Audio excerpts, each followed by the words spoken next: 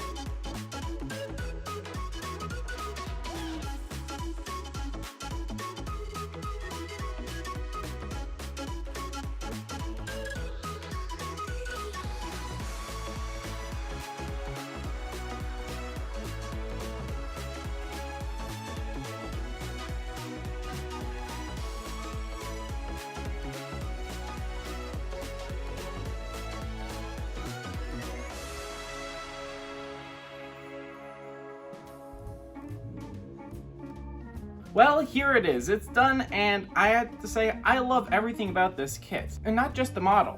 The manual itself really is really cool, as the design here is meant to mimic the design of one of the manuals for the 4-switch version of the Atari. And now, this manual really is awesome because, yes, it has the instructions on how to actually build the kit, but in the beginning it actually has, like, little bits of history and facts about Atari both as a company and the console. But actually, probably one of my favorite parts was in the process of building, like next to some steps, there would actually be little tiny bits of trivia, like about the Easter egg that's behind the castle or stuff like that. I thought it was a really nice touch, and this is probably one of the more interesting to go back and look at Lego manuals I've ever seen. It's great, it's really well done. Now, looking at the kit itself, of course, we have the console, which I just think is great. So you got your switches here, which actually move in the same way as, they feel very similar to an actual Atari. And even like the game select and reset are actually sprung like on the original console. If you turn around to the back, you actually have some detailing back here, which isn't necessary since often if it's sitting on a shelf, you're not going to see it. But, so we have the controller ports here, which the controller actually plugs into. If we can plug the controller in there, it's like it actually would be on the Atari. We also have the player difficulty switches that you can actually move to some extent. It's not exactly easy, so I'm just going to leave it.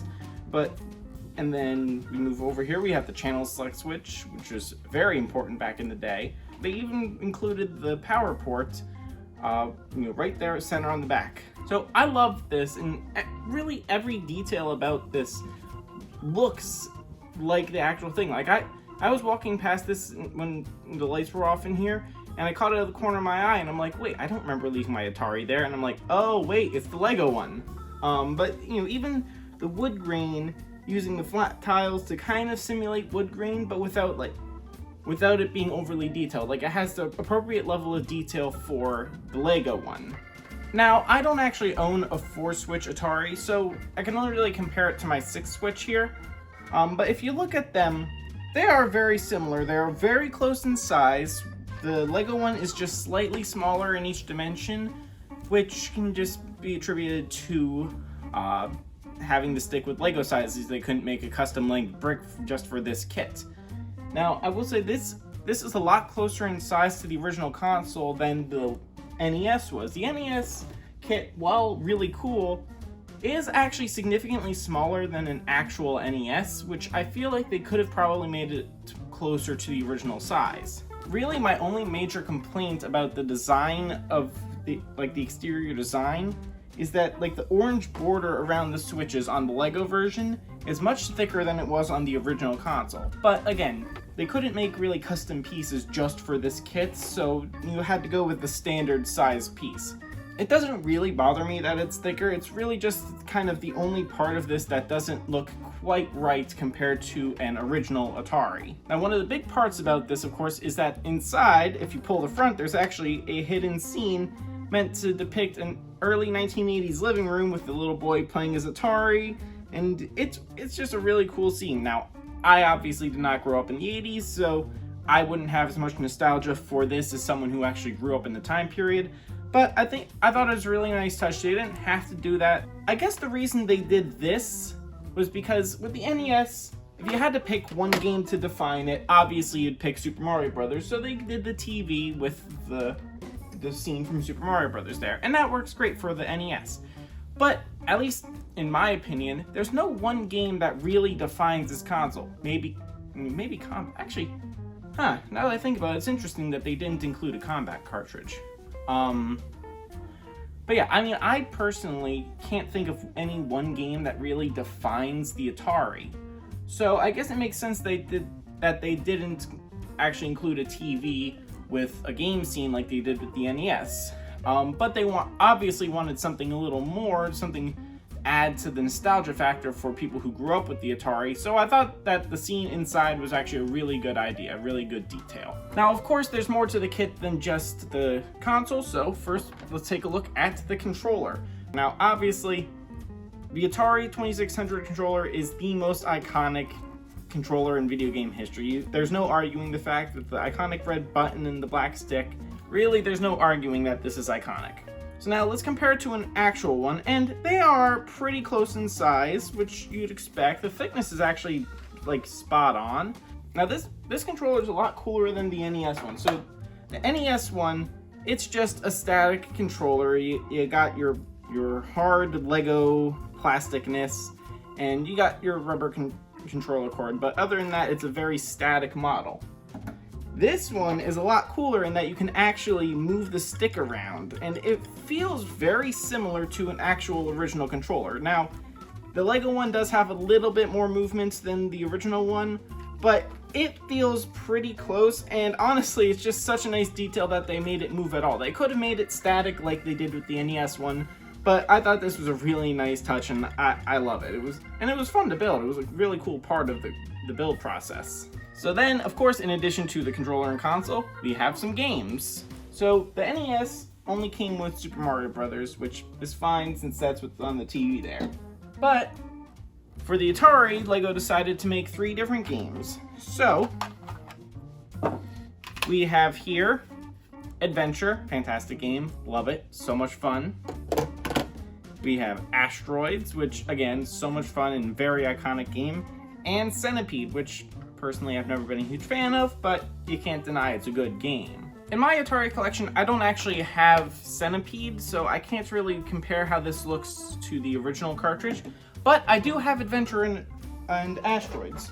So first, if we compare the Lego Adventure to the original cartridge, they are basically exactly the same size, and the labels are, I will say they're almost identical, except Lego did something cool in that they made the stickers, with the game image, have Lego features. And so, if you look on the original, you have some soldiers back here, and you had the dragon, and it's stylized art. Of course, nothing like what the actual game looks like. But then they recreated that on the Lego one, but with Lego pieces. So you got Lego minifigures for the soldiers and a Lego dragon. I thought that was just so cool, and really, it's great. Now, my only complaint with the cartridges I got to address is that all the text and the images and everything are stickers. So now, like, Lego can print onto pieces. So like, if you look at on the console itself, all the text and everything on the control panel, those are all printed directly onto pieces. So, you know, I opened up the bag and the text was already there. So Lego can do that, but they decided for all of the cartridges that anything on here had to be a sticker, which I didn't like. I don't like putting stickers on Lego kits just because I have really shaky hands. I have a hard time putting them on. So every one of these stickers is slightly crooked. None of them are centered. None of them are straight. But, I mean, when you just look at it, you're not really going to notice that, so it's not a huge deal. But I just don't like stickers on Lego kits. Moving on to Asteroids. Again, same idea, where it has the same kind of image on the Lego one, but with Lego pieces instead of the original. But, you know, it looks very similar, and actually, I forgot to mention with Adventure, even the game number CX2649 is the same on the Lego one. That's a really cool detail that they didn't have to put there, but I'm really glad they did. It's a really nice attention to detail. So now, you know, again, it's Legos on the images for both the asteroids and the ship, but evidently this ship, I think it was in the manual I saw, that this ship is actually a depiction of a new Lego kit. So I thought that was really cool that they have an actual Lego kit depicting the ship that was on the front of Asteroids. I thought that was great. But yeah, so it looks great. And again, I don't have Centipede for the Atari, so I can't actually compare this to the original one. And then, to go along with each game, Lego decided to make little dioramas of each, depicting each game. So we have here Adventure, which, you know, it's very clearly Adventure. It's got the castle, the yellow one, and actually inside it's probably pretty hard to see right here that there's actually the chalice that you have to recover inside the yellow castle. I thought that was a great touch. The dragon, I don't think looks really at all like the one that's in the game itself. It looks closer to the one that's on the label. It's not bad though, and it's nice that they have it there in such a small scale. I'm sure it was hard to make it look like it's supposed to. Now the adventure diorama in particular is really cool because they have here behind the castle a little nest with an egg in it, which doesn't make sense. There's not an egg in the game. But there actually is an egg in the game, as Adventure had the very first Easter egg in any video game. So that was a nice little touch they put here, you know, kind of signifying, hey, this is important. Okay, so moving on, next we have the Asteroids diorama, which I love. I think this one looks really cool. So you got your ship here, which you fly around, and it's shooting out its laser beams. And then we got little models of the different asteroids. Now, if you've ever played Asteroids, you know that when you shoot one, it breaks off into smaller pieces. So we have the different sizes here. We have the big one, then we have some smaller ones, and even one that's being blown up, which I think is really cool. Now, I've never actually, you know, I don't do much Lego, but I've never actually seen this piece that's being used to hold together the blown up one. It was really weird to put together, and I felt like I was going to break it. I didn't, but that's something you might want to keep in mind if you're building this, that the piece that holds the blue asteroid together feels kind of fragile when you're assembling it. But yeah, this diorama is really cool. I love it, and it really matches the game very well. And then we have the Centipede one, which is pretty basic. You got your mushrooms here, and you got this really cool model of a centipede, which has actually articulated joints, so you can reposition him however you want, you know, within reason. But this is probably my least favorite of the dioramas. No particular reason. I just, you know, I prefer the Asteroids one, and of course Adventure, because who doesn't love Adventure? Alright, so that was a very brief overview of the Lego Atari. Now, if you look at other retro gaming channels, I'm sure there's more in-depth reviews, or if you look at any Lego channel, I'm sure they'll go over more of the technical aspects of building the kit. My experience, in general, I love this. It was a lot of fun to build. It's been a long time since I've built a Lego kit. I mean, I think actually the last one I built was the Lego NES. I loved it. I had a lot of fun. It took the better part of a whole day to build, and that was with basically just working on it nonstop except for lunch and dinner. Though I probably didn't get started until close to around 10:30 in the morning. And then I finished maybe around 6:30, 7 at night. So it took a while, but depending on how good you are at Lego, you may get it done faster, you may get it done slower. So now this is I'm gonna have to find a nice place to display this because I like this. Actually, I might set up here just the NES console and the Atari console together on this table, or maybe I'll find some other shelf. I don't have much space in here for setting up stuff like this. But yeah, honestly, so much fun. If you haven't gotten this yet, you really should. Yes, I know Lego's expensive, and that's actually why I hadn't gotten it until this point, just because Lego's really expensive. I couldn't really justify it, but this was actually a birthday present, so I can justify it for a birthday. But yeah, so tell me, do you have this kit, or have you gotten the NES one? What are your thoughts on them? I personally really like these kits, and I hope Lego continues to do these console variants. Personally, I would really love a Super Nintendo. I think that would be awesome, though. Which actually is probably within the realm of possibility, since Lego and Nintendo seem to have a pretty good relationship at the moment. But yeah, if you enjoyed the video, please leave a like and consider subscribing. And until next time, so long.